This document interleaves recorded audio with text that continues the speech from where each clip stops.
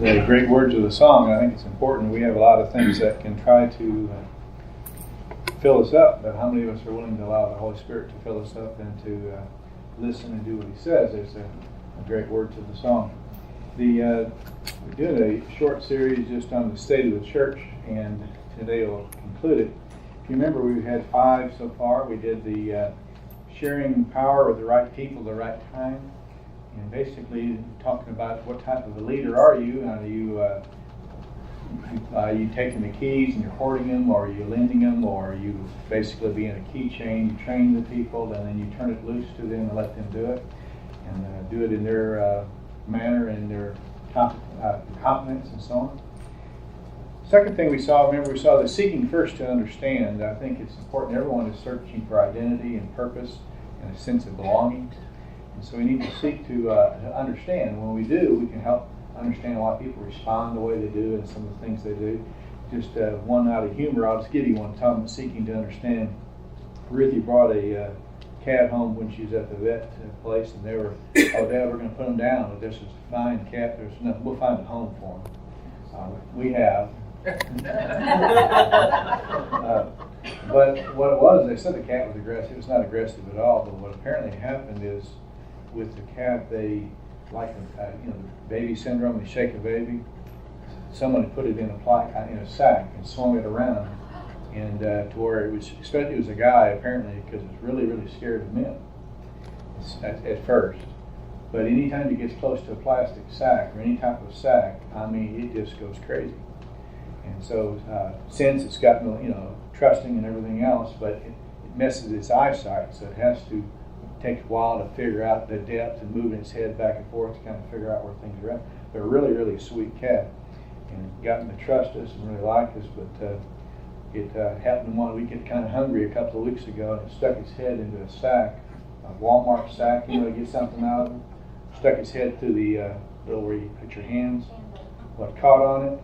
It went up over the couch, down the stairs, went all over. It just reinforced the scaredness and hiding in the because of the sack. But when you understand, then anytime you go take trash out or you do anything or open the trash sack, you don't, pop it open or make noise around it because obviously it's scared. But cat is fine. But it's just learning to understand, and we do it with our animals. But how many of us are doing it with each other? It's the same thing. People have been through different experiences. Then you need to understand it. The only way you know that is to then basically, I think one of the statements I read several weeks ago, and it made the statement, listening is one of the highest forms of respect. And how many times are we really listening to people? When we listen to them, we can really learn a lot about it. So that was the second thing, seeking to understand how everybody wants to need and belong. The third thing we looked at was authentic Christianity, and people are searching.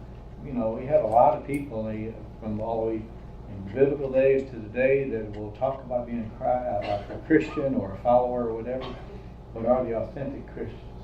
Are they a service? They are, not to get to salvation, but they're serving one another out of love and each other.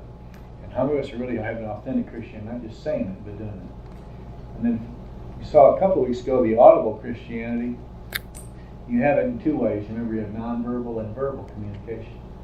And if you remember in Acts 16:31, you remember they asked, the jailer asked, what must I do to be saved? What caused him to ask that was because of Paul and Silas' nonverbal communication. When they were beaten, which they shouldn't have been, thrown in jail, didn't leave, and were singing praises at midnight, they have something that I want.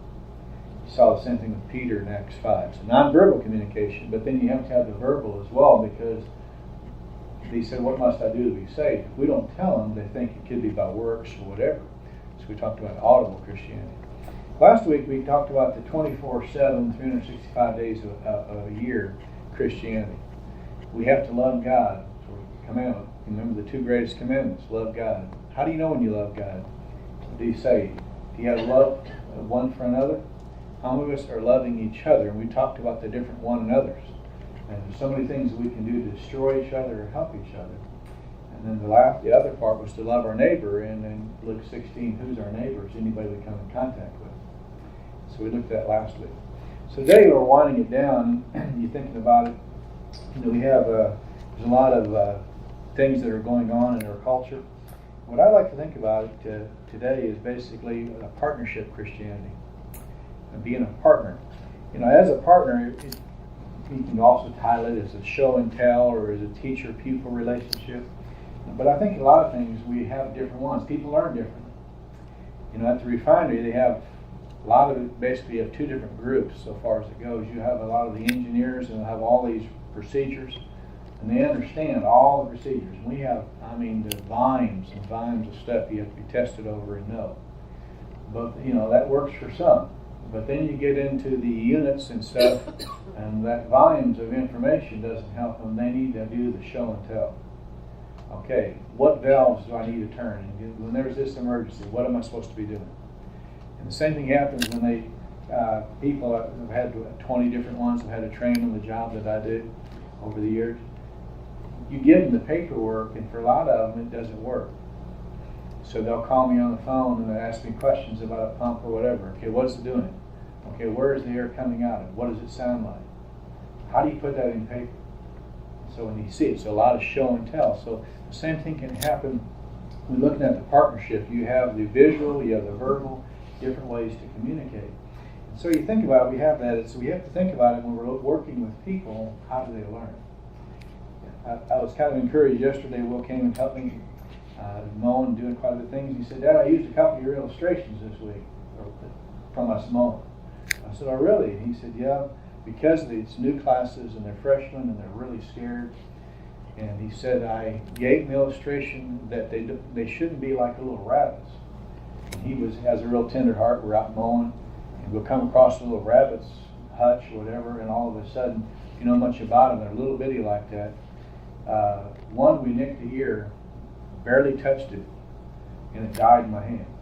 I called the vet, and he said what happened. The other one, nothing was wrong with it, and it died in my hand.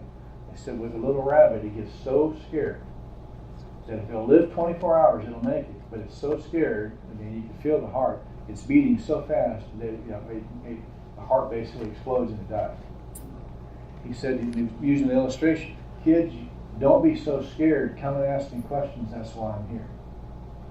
He said, because so many of them, he said, or it could be like the squirrels. He said, what about little squirrels? They're running and they run across the street safely, and then what do?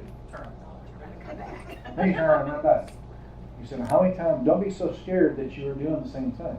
And he asked some questions. He said, nobody answered. He said, so rather than answer the questions like I used to, I just stayed quiet. After 40 seconds of silence, all of a sudden then questions started to be answered. He said, I could see they didn't understand, but they wouldn't ask the question, they asked each other. And so he had some when he had a paragraph assignment, but then he also had bullet points. Some learned what? They could understand the paragraph, others could understand the bullet points. So the same thing happens, we have to do it when we're looking at being a partner. How do you do it? So let's look at it. I think there's some reminders, and we'll go through it, and just being a partner, how we're working together. If you remember, I'll just give it to you, because most of us will know this fairly well. Remember in Luke chapter 6 and verse 40, it makes the statement, a pupil is not above his teacher, but when he is fully trained, he will be what? As his teacher. Okay, so you ever stop, and how many of us have ever stopped and made a list of who our teachers are have been? And what have you learned from the different ones? How many of you have learned some things that from teachers that maybe you wouldn't have been best you hadn't have learned? And so I think about it going through it, and then how many of us recognize ourselves as teachers, and we are teaching people based on our actions and our attitudes and so on. We are teaching them from whether they're our children or grandchildren or whoever's in our classroom or whatever. We're teaching people. We're teaching them, even when we teach them how to drive. Teach them a lot of things. Not only what to do, but we also, how many have a lot of communication that goes on within the car from the other drivers. And we're teaching that too, aren't we? So think about it.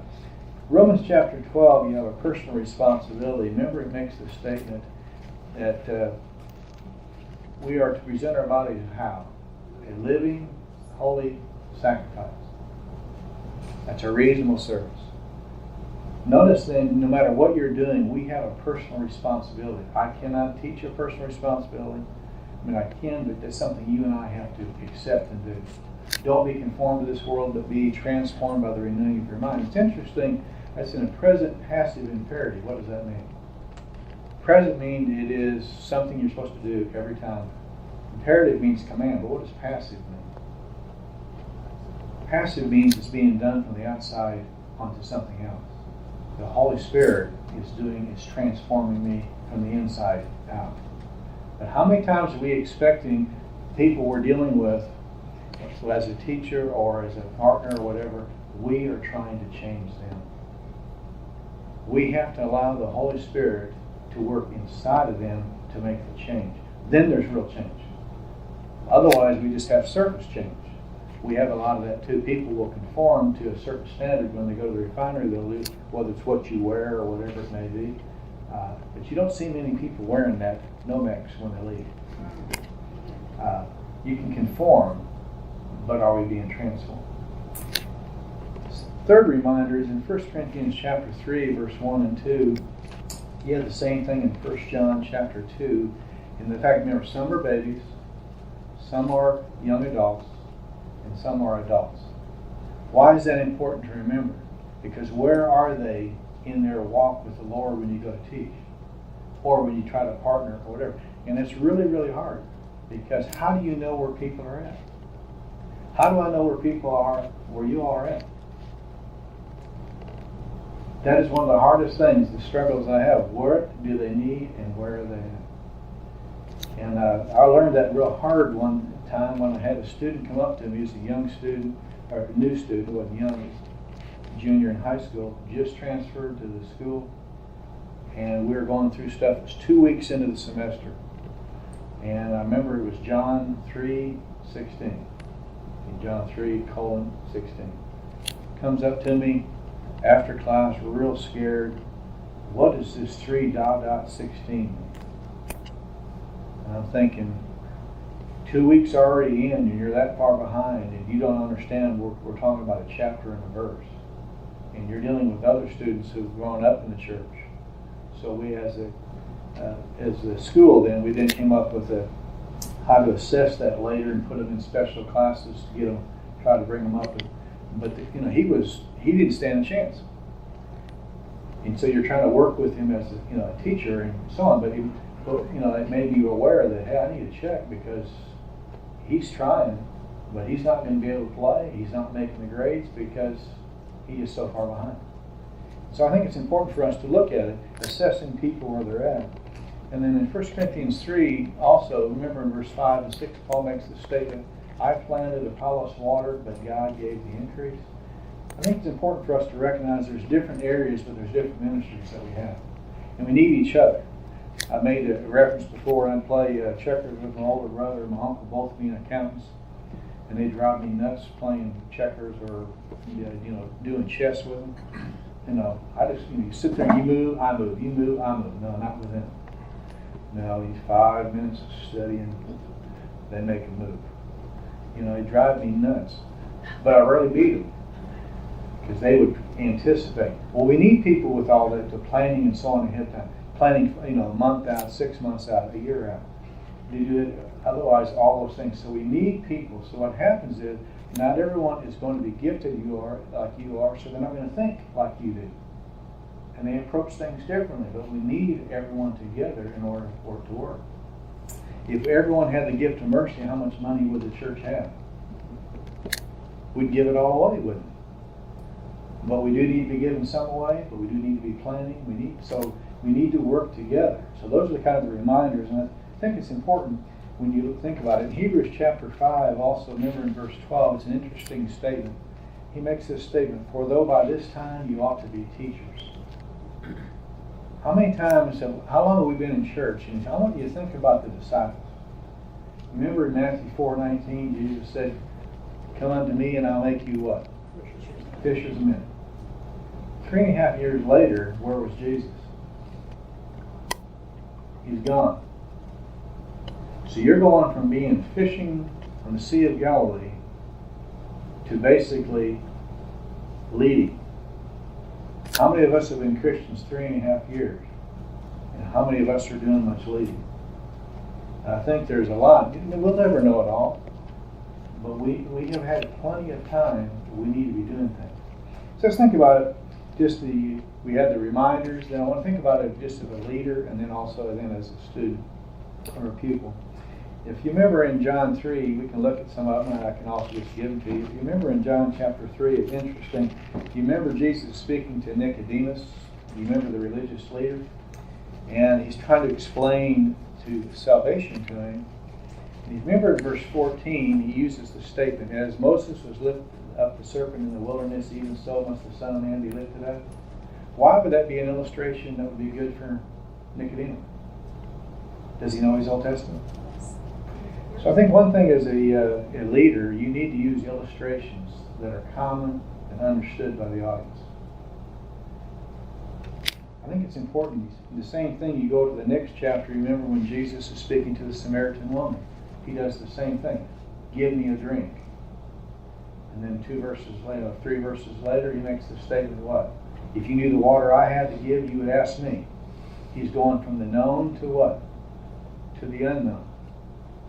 You look at all throughout, it's amazing, all these things that Jesus is teaching.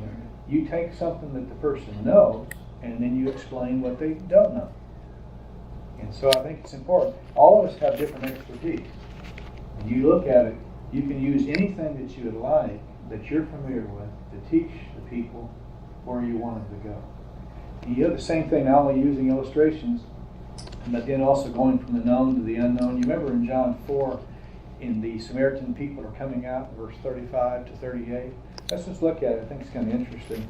In John, notice he makes the statement, remember, there's 4 months into the harvest, but I say what? The harvest is now coming. He's going from the known, they can see the harvest, to the unknown. And then notice what he says. It's interesting what he does in 36. Already he who reaps is receiving wages and is gathering fruit for life eternal, that he who sows and he who reaps may rejoice together. For in this case it's true, one sows and another reaps. I sent you to reap that which you did not labor. Others have labored, you've entered into their labor. Who did the laboring in the Samaritans' lives? The disciples didn't. They're reaping. So who did the sowing according to this passage? How did they know there was going to be a prophet? How did they know that Messiah was coming? Old Testament scripture. You have people that wrote and spoke 400 years earlier that did the sowing that's now being reaped. So I think it's important. They're going from the known to the unknown. Same thing can happen with you and I. One of us can be doing the sowing, another person's doing the reaping. We all are a team partnering together. How many teachers do you have? Sophie, how many teachers have you had? Quite a few. That's exactly right. And each one is helping a person along in their journey. Well, thinking about that, you have that. I think you have another one besides those two. I think another one is addressing a need. In Matthew 11:28, what does Jesus say? Come unto me, all ye are what? Weary and heavy laden. When you see a need, you want to address the need. And that's what Jesus was doing. They are burdened down with trying to keep all the Old Testament law, and he was trying to help them. Besides addressing a need, how about the desire? We already saw it in Matthew 4:19, right? Come unto me, and I'll make you what? How do you want to be fishers of men?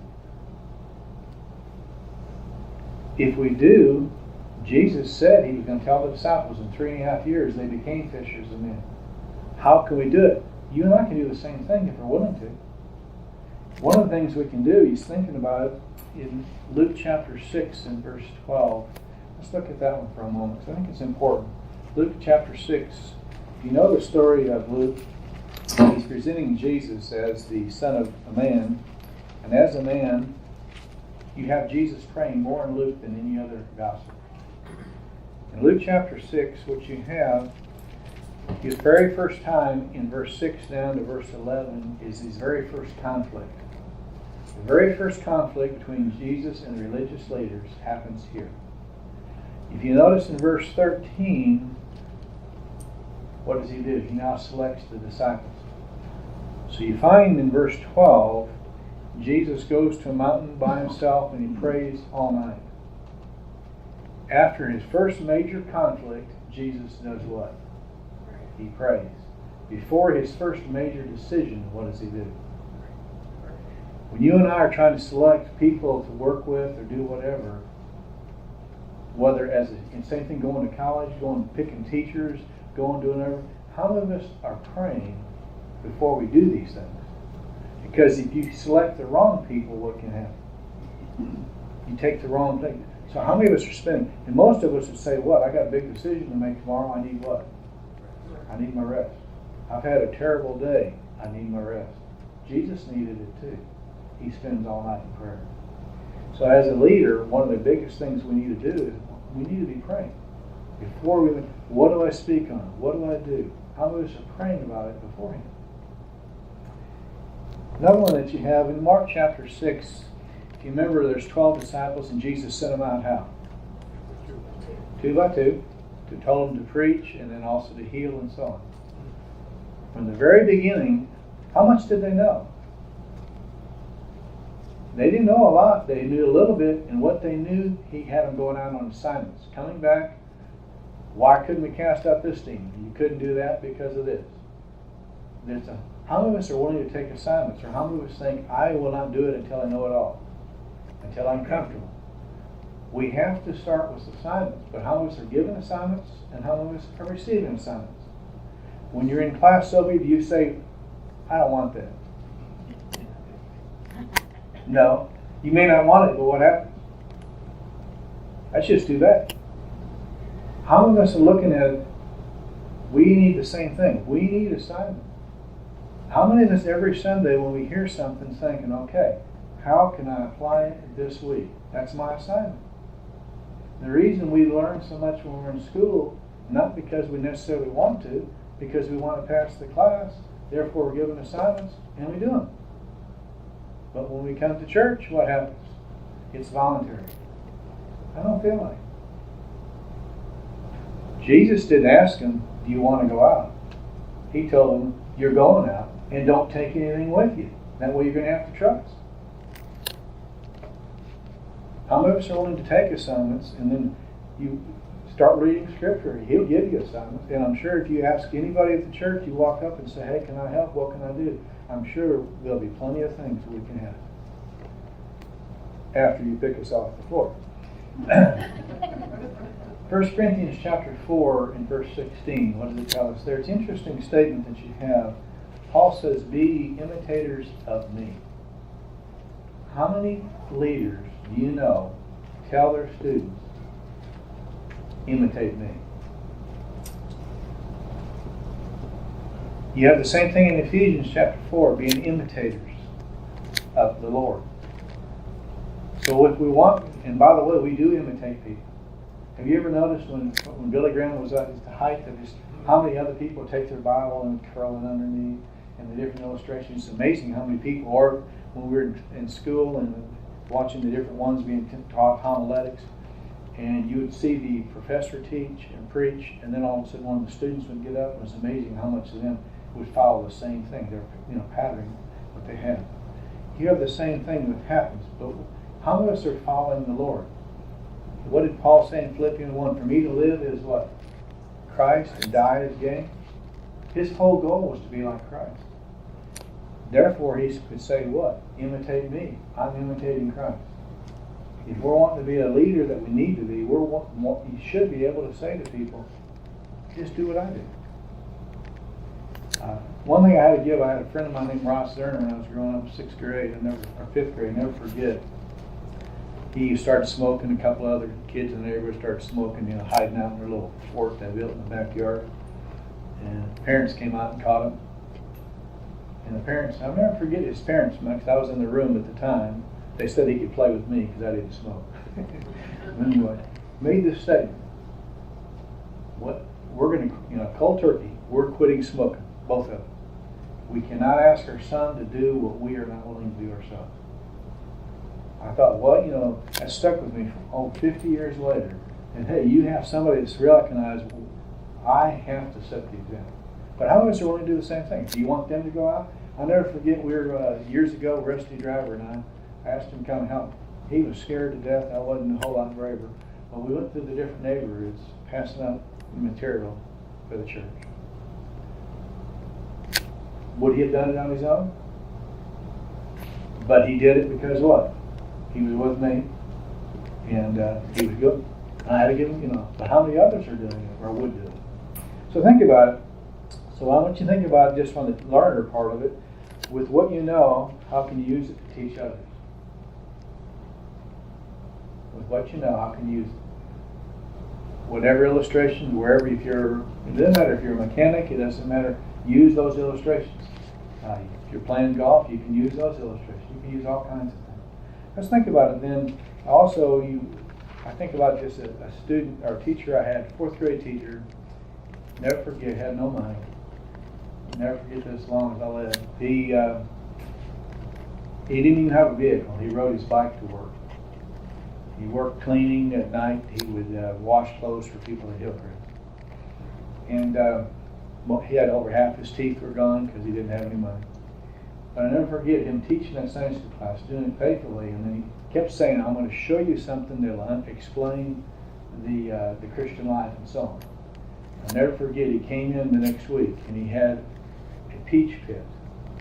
And all the kids started laughing. But what was he trying to say? That peach pit has to die and be put in the soil in order to produce. Did he tell you the truth? He later then got hit by a car riding to work and got killed. But was he taking what he knew to the best of his ability, teaching? That's all we can do. Think about it as a learner. What can we do as a learner? How many of us are being proactive, taking the opportunities that we have and implement what's being learned? You think about it, the Samaritan woman, did she implement? How much did she know? She knew very little, but did she bring the people from the city to Jesus? How long has she been a believer?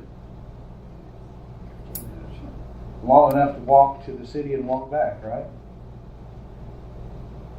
Then what are we doing? Are we taking what we know? I don't care where we're at. Start with right where you're at. The same thing happened with Zacchaeus. There was a change in his life, and he was showing it. So being proactive. I think another one is that of a dialogue between a pupil or a student and a learner and a teacher. There should be a dialogue going back and forth. In John 13, Jesus washes the disciples' feet, right? He then tells them to do what? Wash them. Remember then Peter says, don't wash my feet? What does Jesus say? If I don't wash your feet, you're not me? He has to explain. There's a dialogue that goes back and forth.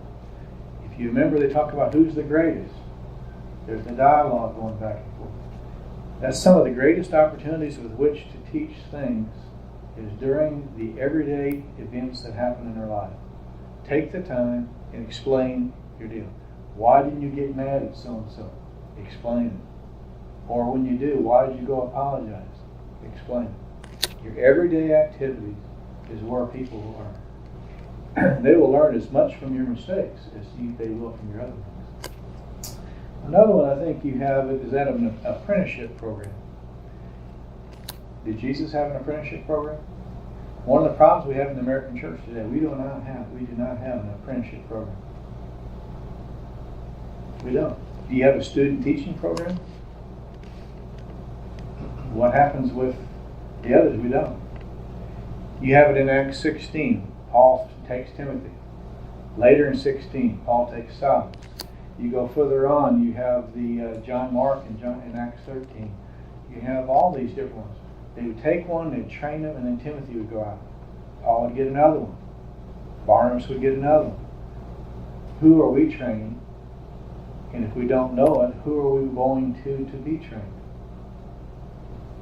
Now, I challenge you, why is it we always expect the teacher to find, if you want it, how many of us are going to them? I was asked earlier today, somebody wanted to learn something. Can I meet with you about it? That's fabulous.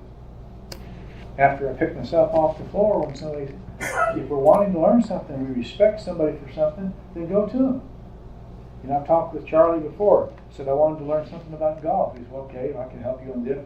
Well, that's great. But if I don't give Charlie the time to teach me, what good is it?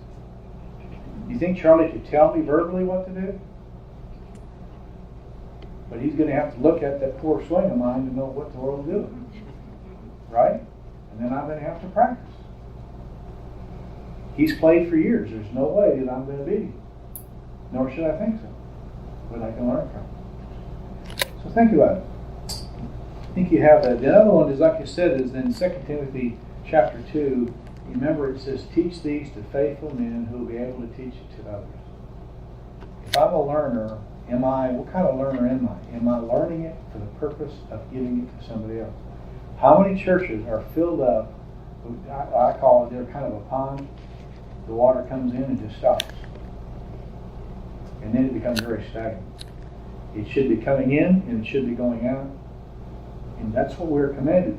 But what happens then as a teacher, you want to find someone who's going to do that. Otherwise, I have a whole life is over with. And what happens? He was never given to anybody else that dies. So I have to find the people who are willing to take it, but then they also have to take it and give it to somebody else. And again, that's their choice. And that's why Paul says, find people to Timothy who will then teach other people. That way it continues. In our culture today, would you agree Christianity is really struggling? Because people really do not know their Bible and how to do it. And we're not very far away from it really becoming very, very bad in our country. Another one, I think, in James chapter 1, verse 22, be a doer of the word and not merely what? I hear. It's the same thing we have. So you think about it. I'll never forget, I had a student, and Bob went to school with him, probably the most handicapped student I ever had. And tested, he shouldn't have been in a regular classroom. But he had a great heart. What was his name, you remember? Yes. And he and I got into a real good relationship. And so he and I would meet separately, trying to teach the classes I had. And I test him differently. Same test, but when I give it to him audible when nobody else is around, he could pass the test. So the night before, we'd meet, I'd give him the test, and he'd pass the test. And then the next day during the classroom, I'd hand out the papers, and he'd take, he'd write on it, but everybody thought he was taking the test, but he wasn't. But he really had struggled with stuff. He really, really had trouble. But it wasn't that he wasn't bright enough. I'll never forget, years later, he would call me even from Chicago, still struggling, but calling me and saying, okay, this is what you taught me, and this is what I said, is that right? And sometimes he'd have it kind of turn around, kind of mixed up. But I never had a student that I could think of that took with his little capability and did more with it than that young man. I'm thinking, where about you and I? With what all we have. He had all kinds of nicknames. People called him Mole because his facial features and stuff. But he really served the Lord well. So think about it. What type of applications then, and just in finishing up, and you think about it. With what you know, how can you use it to help others? With what you know. If you know how to sew, have you ever thought about helping someone? Class. There's all kinds of things. I love watching anybody who's good at something and try to learn what to do. Can you ask others to imitate you? I'll never forget, my mom's very good at baking pies. Great at crust. Great at having. Never forget, Jean's the line saying, I want to learn. So she goes to my mom's house, and they stay in the kitchen until my wife learned how to make that pie crust. Because she knew what? I liked it. How many of us are willing to imitate somebody that's good at something so we can learn how to do the same thing? Take the initiative. Ask them. What about, is there someone that I could partner with either to learn from or to teach? There's a lot of things we can learn. How am I gifted and where are the needs at the church? How am I gifted and where are the needs? It's interesting, what's the slogan of the church? Small enough what? Know you? Big enough to what? Okay? If we really believe that, how many people need to be served? We have to know people's needs. You can't just have one or two people to serve because they will not get very far. How many of you have ever been to one of those and it's only one or two people serving? And the line's way out the door? Think about it. What can I do? Think about it. What can I do? Think about it. What can I do? Think about it. What can I do? Think about